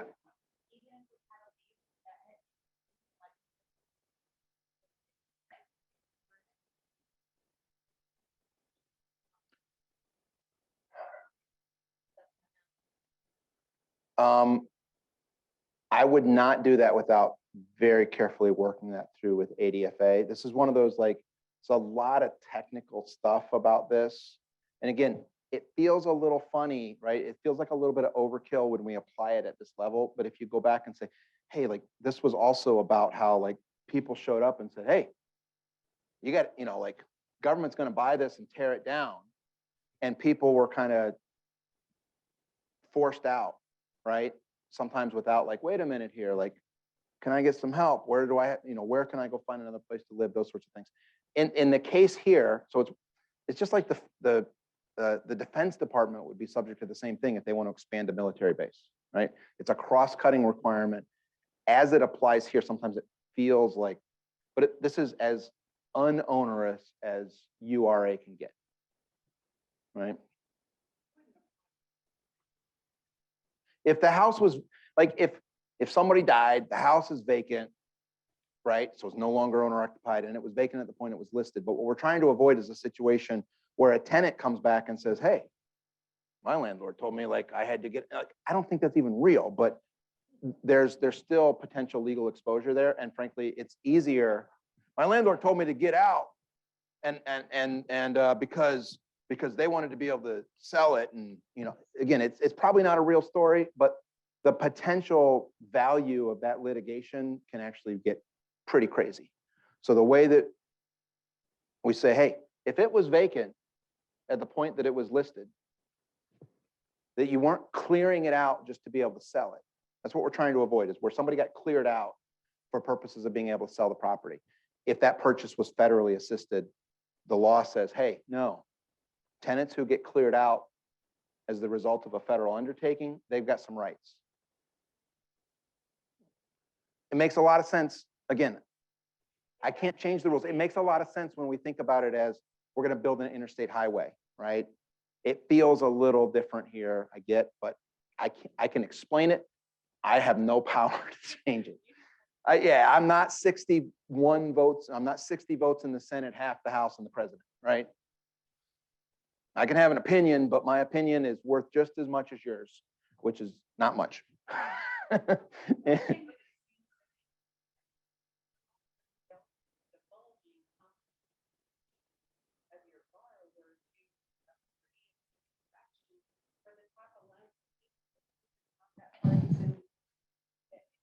Not that part of business. And if I were getting one, then I would put it that I'd be upset if I'd be like, what are you planning for that? So then I feel like that could be a double-edged sword. Well, so, I mean, the buyer's going to see this. You can certainly give it to them. Anytime the seller knows that, like, if the purchase agreement already says, like, hey, they got to get a loan from ADFA. If I know how to do enough, I'm okay. Yeah. Yeah. Yeah. Okay. They pull up and say that they're getting this free money from the government, they're going to know the type of income that they make. At some level, I mean, they're not going to know exactly where they're at, but somebody that does enough research, sure, they could figure that out. But again, if you think about it strictly from a more legalistic standpoint, the applicant is choosing to apply for this subsidy. In order to do that, they have to sort of agree to meet the federal rules. Actually, somebody could file a Freedom of Information Act to say, where did all of the home money go? I can actually publicly look up every down payment assistance project that was done in the country with home funds. Like, there's a database. So the fact that somebody received home is already in effect a public record. It's not a public record that most of us know how to get to, or this, that, the other thing, but and so yeah, knowing that, well, they must have been below this, there's some margin on the margins, but we're also giving them up to $25,000 of forgivable assistance. So it's like, we got to follow the rules. If you really are so uncomfortable with the notion that somebody that knows enough about this now knows that you make less than $62,000 a year, nobody's making you take this money, you can choose not to participate. You get in smaller rural communities, it's a big deal. Yeah, again, look, a lot of people make a lot of decisions that we look at and say, objectively, that doesn't feel very rational. I can't stop, like, we always say, like, you can't lead a horse, you can lead a horse to water. That doesn't make them a duck, right? Right? You thought I was going to say you can't make them drink.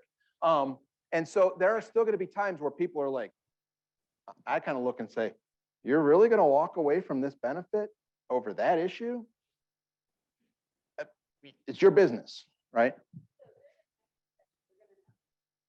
Yeah. Yeah, they're going to know, right? Because already there was going to be an inspection. So again, if somebody's so paranoid that, well, somebody's going to figure this thing out about me, I can't, like, you can't rationalize with the people with tinfoil hats. Are you going to come across one once in a while? Maybe. I can't build a program that, works for everybody who's not rational. The other piece of this, though, which is a good point, is we're trying to also tell the seller, hey, there's going to be this inspection. And we can't say this too explicitly, but the thing that we're trying to say with the seller notice about the inspection is, do not fail the lead inspection. If you fail the lead inspection, there is no opportunity to fix that. This house will be ineligible. So if it was built before 1978, the inspection is going to include a determination about whether or not there's any deteriorated paint, basically with a presumption that paint has lead paint in it. If it has deteriorated paint and it was built before 78, we will not have the opportunity to say, well, fix it and come back. It's going to fail. It's not going to be eligible for the assistance. Other stuff, as we're going to see in just a second, they may have an opportunity for the seller to fix. And then we had a question back here. All right, internet question. Need to clarify. FHA, for instance, has some issues where a person renting must have certain conditions to max financing, 85%.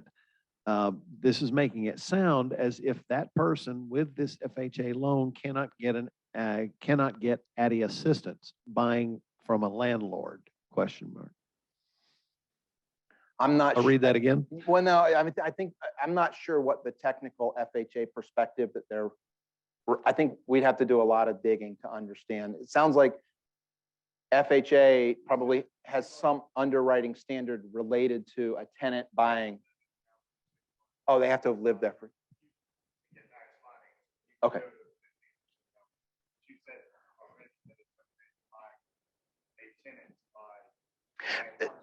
For purposes of ADDI, or for URA, if the tenant is buying the house, they're not being displaced. If somebody else is buying the house so that the tenant will no longer have the opportunity to renew their lease, they're being displaced. If I, as the seller, am choosing voluntarily to sell the house that is my owner-occupied residence, it was voluntary, I was not displaced. Yeah, so if the tenant meets the FHA requirements to get the FHA loan to buy their unit, they're not going to be in trouble from a URA standpoint. Okay, so the next thing, I think we've only got one or two more slides, so I know we're kind of running over, but just a little bit about property inspections. From your standpoint, there's really nothing changing here, right? There was always like, ADFA's going to do an inspection, they pay for it, they contract for it, they send it out. So you're kind of on the margins of this process. I do want you to know that they've got a new inspection checklist. Again, trying to update to reflect changing rules and standards from HUD. There's 3 elements to that checklist. The core of it is now based on UPCS. Oh, it has lots of acronyms. Uniform Physical Conditions Standards instead of HQS, Housing Quality Standards. 2 different HUD standards about making sure the housing is safe, decent, and safe, decent, and appropriate. UPCS is generally seen as a little bit higher standard. And so several years ago, HUD said, no, if we're doing home, we want to use this higher standard to make sure we're helping somebody get into quality housing. The home statute also says we have to consider state and local codes. And when they're talking about existing property, what they're talking about is property maintenance codes, where a code enforcement person could drive down the street and say, Steve, we're going to make you, the most common example is mow your grass, which is not really our concern, but we're going to make you fix your roof. We're going to make you do this, right? If you don't do this, we're going to red tag your house and you're going to lose the opportunity to live here. We have to make some reasonable effort to determine beyond the UPCS elements, is there a applicable local code? And if so, is the property in compliance with that? You don't have to do this, but know that the inspectors are going to be doing that. And then again, lead-based paint. If the house was built prior to 1978, which is the year the Consumer Product Safety Commission banned the sale of lead paint in residential housing, we're going to have to do what's called a visual assessment. There's no testing. Nobody's coming out with one of those like ray guns, or we're not scraping paint and sending it to a laboratory. We're looking to make sure that there is no deteriorated paint, flaking, chalking, the alligator pattern, whatever. Again, part of this goes back to the seller notice. If we do that inspection in a pre-78 house and there's deteriorated paint, we're not going to approve that house for ADDI, period. We're done. Because if the owner said, well, I want to fix it, they would have to demonstrate to us that they hired a properly licensed lead paint contractor, which we know is not going to happen. Right? So it's like, we're done. We can't. So as part of the seller notice is like, I can't tell you, Trent, like, because if you're dealing with old paint, you have to know, like, there's a safety hazard here, there's this, that. We don't want to make it worse. But I also know the owners are probably not going to actually follow all of those rules. So it's like this, like, I can't encourage them, like, just do whatever the hell you have to do. But we also need to cover that. So the seller notice in part is like, hey, we're going to do an inspection. If you fail on the lead-based paint, done, over, this buyer can't buy your house. On the other elements, and this is another change. Hey, if we come in and, like, I don't know, there's a broken stair tread and we identify, because somebody could fall down the stairs, I'm going to give you the opportunity to fix that. You can fix it. We'll come back and re-inspect. If you kind of fixed it poorly and you fail a second time, ADDI will even pay for a third inspection. Okay, so they'll now pay for 3. After that, if the owner really is anxious to sell, they can pay for the 4th inspection. We don't expect that that's likely to happen. But so if we can't get to a pass, not eligible, right? What have we done? If all we did is help somebody buy a money pit, we didn't really help them. I mean, that's the base principle to this. And we've got an obligation, again, under the HUD regulations, that somebody that is contracted by ADFA does that inspection that takes into account those elements. If the house fails, So yeah, and so in this case, yeah, so this one, they call it a lead-based paint visual assessment, but it doesn't prove or disprove the presence of lead. In effect, what's going on is we're just saying, hey, this is pre-78. This is a relatively modest federal intervention here. We're not using federal funds to rehab. If we were rehabbing with federal funds, we would actually have to test, specifically identify, is it there or not, and then deal with it. Here, we're saying, we're not going to go through the effort of testing because we don't have any money that we're going to give for rehab, but we're going to basically, in the absence of testing, we're going to assume that this is lead paint. Lead paint that is intact is not in and of itself a hazard. So we're going to assume it's lead paint. If any of it's not intact and is deteriorated, oh, then we got to be worried. I still don't know that it's lead paint. I'm just saying, I'm assuming it is. If it's deteriorated and it's lead, it's a problem. every realtor now, hey, we've all got 1,000 customers that are pre-qualified for $140,000. With that house, because that one can't do it because it's already. Or is that transaction terminated? New borrower goes live. Yeah, does it carry with the case number? No, so this, again, you're probably not going to come across this. If the health department had gone out and tested because the kid went to school and they did some testing and we discovered that this kid has elevated lead level, there's other funding where they go say, how did this happen? And they determine. And now we know, and this is independent of home, this is already true, right? If the owner has actual knowledge that there is lead-based paint that's been tested for, they have an obligation to disclose that. Whether that's just true in real estate generally, it's not about home. But so here, the lead safe housing rule from a home standpoint, again, we are basically presuming that it's lead, but if it fails, it doesn't go into a database because we don't actually know for sure that it's lead. We were kind of assuming it was lead. And again, it's this like, to do a few $1,000s of DPA, are we going to go spend $2,500 in testing on every house, right? So it's this accommodation of trying to balance. They really do have a second chance. If they fail. They just terminate, find another buyer that's willing to come in and go, hey, I need to take this up. Sure, potentially, right? We don't know that like, okay, it failed, that falls through, and 4 months later, another buyer from another lender goes, and they, in the meantime, they've done whatever they've done. And so again, it's like, we're not trying to encourage people to go do something that's inappropriate, okay? But we also know our sellers are not going to go like, okay, in order to get this done, I'm going to go hire a state licensed, registered lead paint contractor, have the testing done, and have the post-work testing done. So we just say like, we know that's never going to happen. So we're not going to set up a process by which we could say, well, you could do this, and then we've got to oversee it because it's never going to happen. So you fail on the lead pre-78, don't pass go, don't collect $200, deal's over. But At let's just the- say our bill is dead. It completely, and the people terminate.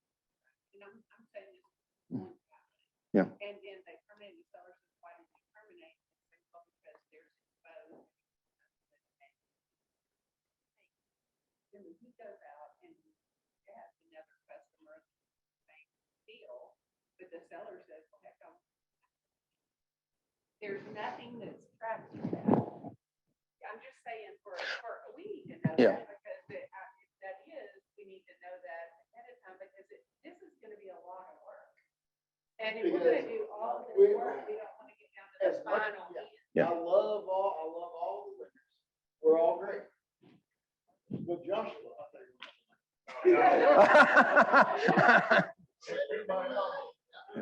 But if Trent Tompkins cannot get that loan to close because it failed on lead-based paint, but Joshua can. Joshua got that house to close 2 months later, and it was the exact same house. The Trent failed it because of lead-based paint. It's just It's really not doing happening. a lot of work for that to happen in the past. Is what I'm trying to say. Because that's still at a final thing. Yeah. Office added, now our customer's gonna be out an appraisal fee more than likely $500 that they generally don't have extra just to throw. Well, so I hear you, right? And I can't change the law. And here is one where I'm going to tell you, the reason we're so worried about lead-based paint is like lead is an incredibly potent neurotoxin and it brain damages young kids, right? Okay. I mean, like there are other things that are like, hey, you know, like it feels like, oh, like this is still at the end of the day, yeah, there's some bureaucracy to it, but the fundamental driver is we're trying not to brain damage young kids. That is permanent neurological loss that's going to last through their lifetime, right? You know, again, you know what I say with a lot of stuff, right? When we talk about in other training I do with rental where we have to talk about the Violence Against Women Act, right? I say, look, I get it. It's an imperfect solution to a very complex real world problem, but that doesn't mean that we can just ignore it. And it also doesn't mean that we should just ignore it. Sometimes we know that we're making efforts that aren't perfect, but they're still better than just sticking our head in the sand. So here, the notice that goes to the seller says, hey, we're going to do this lead inspection. Here's what you're supposed to know. If you're going to do lead stuff, you have a right to do stuff to your own house. You don't have to be licensed to do stuff to your own house. But here are the EPA resources to tell you how to do it safely. Right? This, then the other thing. So look, this is where you can go find out what the law says, what you're supposed to do in that. I'm not going to, but we're not building a process to try to like track that because we would spend more on the tracking than we would giving people down payment assistance. Is there somebody that might fail and then say, hey, I'm gonna get that heat gun out and get that power sander and do this? And they're gonna, if it was lead, they're gonna spread lead all over the damn house, right? Okay. Hopefully that is exceedingly, exceedingly, exceedingly rare. There's always this, in public policy, there's always this like, how much effort do we go through to avoid an outcome that is statistically unlikely? And so here the rule sort of said, hey, we're just helping somebody buy. If we're using federal money to rehab a property, again, we've got a whole different set of standards that's much more robust.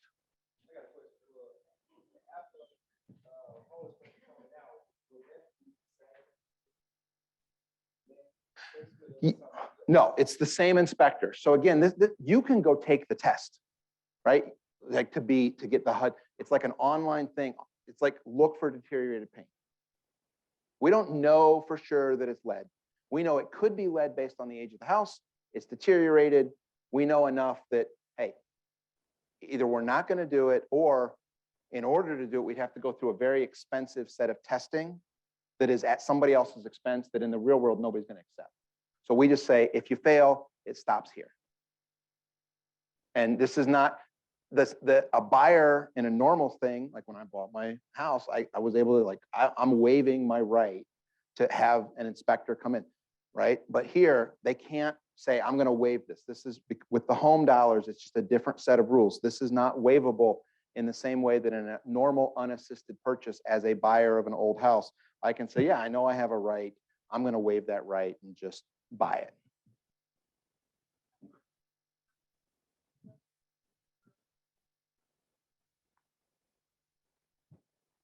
Yeah. Yeah. And it occurs to me, Isaac, as we have this conversation, maybe something that we should think about. Most of your communication right now is like, here's the program guidelines communicating to you guys, because you're the ones that are in the field, that you're the primary conduit for this.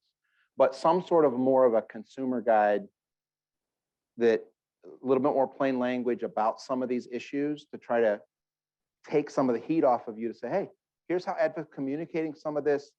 It's not your lender that's like trying to, be difficult. It's that this is here. There's some things that you need to know going in. That might be a good thing to think about.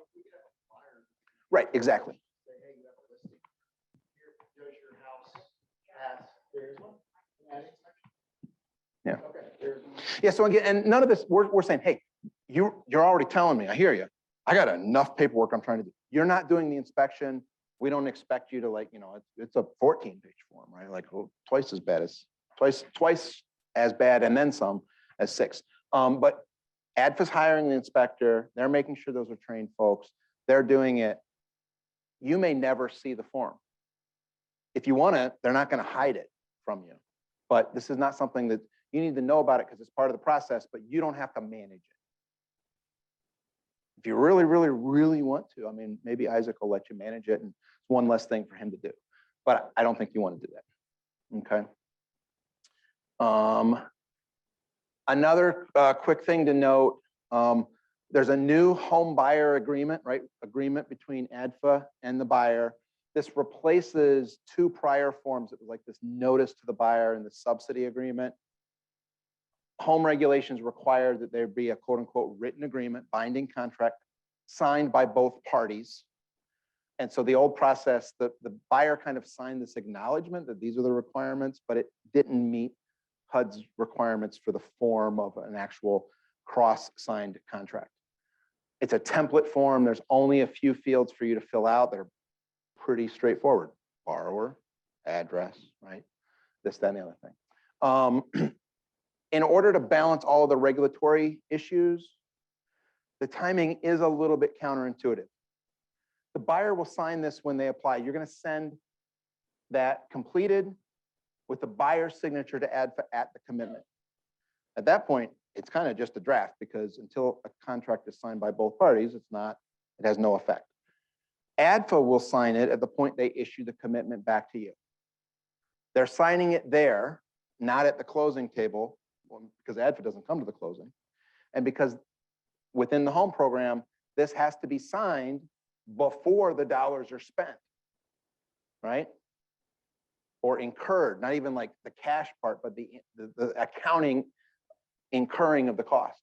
So if the buyer only signed it at closing and ADFA signed it 30 days later when they get the package, we've got a regulatory problem because we signed an agreement. It didn't take effect until a month after the closing. So we have to have it cross-signed before closing. So that in order to make that work with the process, buyer signs as a part of the application, ADFA will sign it when they issue the commitment. You will do the note and the mortgage at closing. You guys are a mortgage state, right? Yeah, mortgage. They will have a different date because the agreement has been done for a few weeks. That amount may change a little bit. That's okay. We know that. We've already accommodated that. The other thing where you can be helpful in orienting buyers to this is their period of affordability and the term over which their note lasts and is forgiven. It's driven by the regulation. That 5 or 10 years is not counted from the day of closing. It's counted from the point of quote unquote project completion, which is a defined term in the program, which requires not only that they have purchased the house, but that ADFA has drawn down the money from HUD and that we've entered some data in HUD's system. That can't happen on the day of closing with the process, right? Because you table fund the loan, they buy it from you, it takes a little while for all of that to go through. So when they sign the agreement, if they read it and understand it, it says it will be 5 or 10 years. The term will be from the point of closing until 5 or 10 years past the point of project completion. We don't yet know when project completion is, but we'll give you a notice once that date is known. So the term is not really 5 years. It might be 5 years and 60 days, 5 years and 90 days. If everybody's slow about getting their stuff in, they really want you to get it in faster, right? But so just, it shouldn't be a problem because how many times are people going to be within that last little window and they're like, I thought it was forgiven last month, and it's really, you're a month away. But just, you can be helpful with that. After the fact, once this is all done, ADFA will issue a notice of project completion to the buyer. You guys are done, you're on to your next buyer. You're not going to ever see this, right? But ADFA will issue that, and it becomes, it's anticipated in the legal documents that this becomes an automatic amendment to the agreement, to the note and the mortgage that defines now and says, hey, your date of project completion was not the 24th of May. It was actually the 30th of June. And so your period of affordability ends June 30th of 2027, not May 24th, right? So just kind of know that that's out there. It's a little bit more robust because we're trying to make sure we've met all of the regulatory requirements and encourage buyers to read it. Again, I know people, I do it. Like, I think you're going to give me money, I'll sign whatever the hell you put in front of me. But we want people to read this. We want them to understand it. We're not trying to hide anything, but it's not always what they hear. 5 years, they think 5 years is from the date of closing. I would think 5 years is from the date of closing, right? It's not entirely intuitive. But so again, that home buyer agreement. So a couple of next steps. I know we're running over.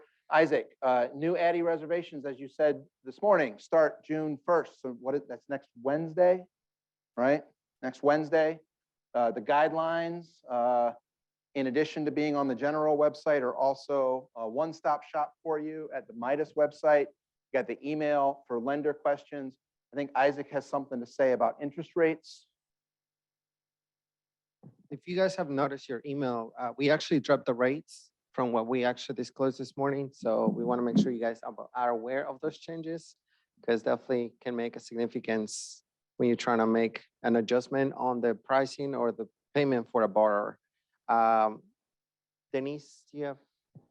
No? Okay. Do you have anything? And then just, one last thing. I know we're over, so I'll hang out. I'm sure the ADFA folks will hang out if you've got additional questions, you want to talk through something. But if you need to sort of leave, nobody's going to take offense. What I will say on behalf of both myself and, again, I'll speak for ADDI here. Thank you so much for the work that you do, right? I've been doing this my entire career in one way or another in affordable housing. I actually started in college with an internship with a nonprofit community group. And over the years, I've kind of moved farther and farther away from the people that directly benefit from these services. Right now, I'm like a national consultant that goes around and tells Isaac how to make sure his program's compliant so he can tell you what to do so that you can tell you, right? But go back to if we go back to the slide we had, right? Like housing affordability has always been a huge issue for a lot of folks. It's a bigger issue for a bigger set of folks. Housing is, we know, is fundamental. Housing stability, affordable housing is fundamental for people having stable housing, and stable housing is fundamental to so many other less numerically tangible aspects of people's lives. I know these programs are not perfect. I know these programs have a lot of paperwork. That's just what comes with the territory, because we also are like, well, what the hell? They got this program where they don't check, right? Like, it's like we complain that we got the paperwork, but then we see this other program where it's like, well, we didn't make sure those people actually deserved it, right? Like, so we do it to ourselves as a society. But you guys are the ones sitting across from the table from people who you're going to help them buy the biggest asset they've ever had. You're going to help them, if it works, right? Sometimes bad things happen. Build generational wealth that can reverberate through generations, right? It's critically important. So thank you for the work that you do on behalf of the clients that we all are working together to serve, because it's really important work. So thank you for your time and attention today. I know some of what I had to tell you was like, I don't like what he said.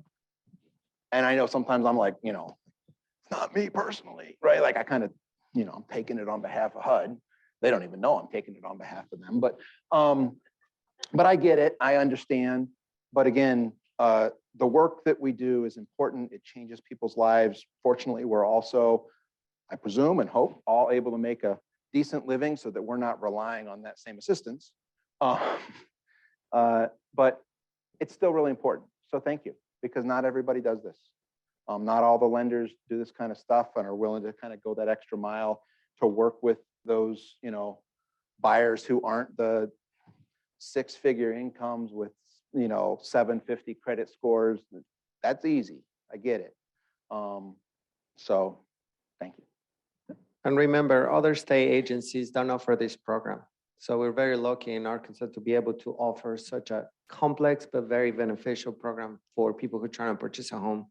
So please remember that. Just a fresh, quick reminder. It was mentioned at the beginning, people were asking on Zoom.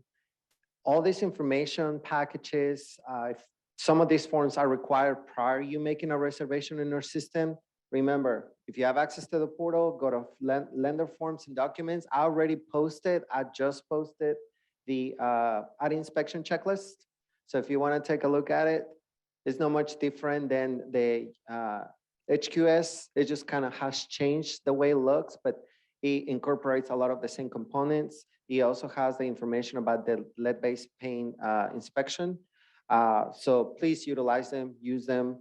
I know some of your folks don't have access to the portal. Underwriters, you can download it for them. So, all right. So again, thank you guys for your time. Appreciate you. I know there's going to be a lot of questions. Lender.questions@arkansas.gov is going to be your best friend throughout this whole time because there's going to be a lot of questions. Okay. Thank you guys. Have a great day.